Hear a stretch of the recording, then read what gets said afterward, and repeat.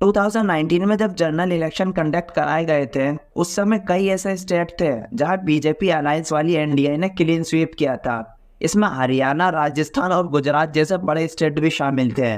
हरियाणा की 10 सीटें, राजस्थान की 25 और गुजरात की 26 सीटों में से कांग्रेस को या अदर ओपोजिशन लीडर को एक भी सीट नहीं मिल पाई थी। वहीं दूसरी ओर बीजेपी ने कर्नाटका की 28 सीटों में से 25 और एमपी की 29 सीटों में से 28 सीटें अपने नाम की थी। इस बार भी बीजेपी द्वारा कई स्टेट क्लीन स्वीप किए जाने के कयास लगाए जा रहे हैं और सबसे ज्यादा जिस स्टेट की चर्चा की जा रही है वह उत्तर प्रदेश। सीट वाइज देखें तो अपना यूपी सबसे बड़ी यूनिट है। यहाँ लोकसभा की 80 सीटें हैं। इसलिए कहा भी जाता है कि दिल्ली का रास्ता यूपी से होकर गुजरता है। यूपी कितना इम्पोर्टेंट है इसी बात से समझ सकते हैं कि कुछ प्राइम मिनिस्टर नरेंद्र मोदी है तो गुजरात से, लेकिन वे यूपी आकर वाराणसी से इलेक्शन लड़ते हैं।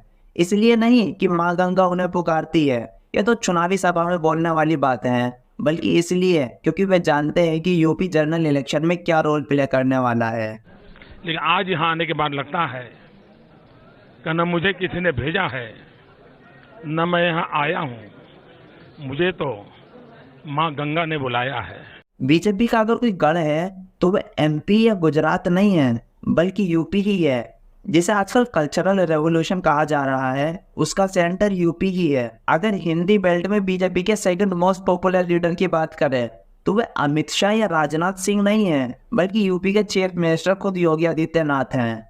लोकसभा इलेक्शन के कॉन्टेक्स्ट में देखें तो इस समय बीजेपी मोस्ट प्रिपेयर्ड पार्टी नजर आ रही है। उसके पास वेल प्रिपेयर्ड ऑर्गेनाइजेशन है, गवर्नमेंट मशीनरी है, मीडिया है, ह्यूज फाइनेंशियल रिसोर्सेज है, एक से बढ़कर एक चेहरे हैं। जिस इलेक्टोरल बॉन्ड को अभी सुप्रीम कोर्ट ने अनकॉन्स्टिट्यूशनल डिक्लेयर किया है, उससे सबसे ज्यादा चंदा बीजेपी को ही मिला था। कई सर्वेज बताते हैं कि भले ही भारत जोड़ो यात्रा के बाद राहुल गांधी की पॉपुलैरिटी इंक्रीज की हो, लेकिन प्राइम मिनिस्टर नरेंद्र मोदी अभी भी अनमैचेबल है। उन्होंने जो राम, रोटी और राष्ट्र का नैरेटिव सेट किया है, यानी हिंदुत्व, बेनिफिशियल पॉलिसी और हाइपर नेशनलिज्म, इसकी चमक अभी भी बरकरार है।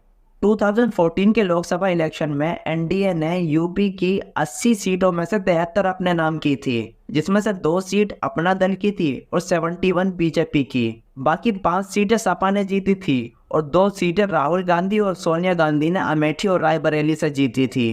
2014 के इलेक्शन में बीजेपी के पास सिर्फ एक फेस था, नरेंद्र मोदी। लेकिन जब से योगी आदित्यनाथ चीफ मिनिस्टर बने हैं, इन्होंने अपना सेपरेट वोट बैंक तैयार किया है। इसलिए आने वाले इलेक्शन को 2019 के कॉन्टेक्स्ट में नहीं, 2014 के कॉन्टेक्स्ट में देखना चाहिए।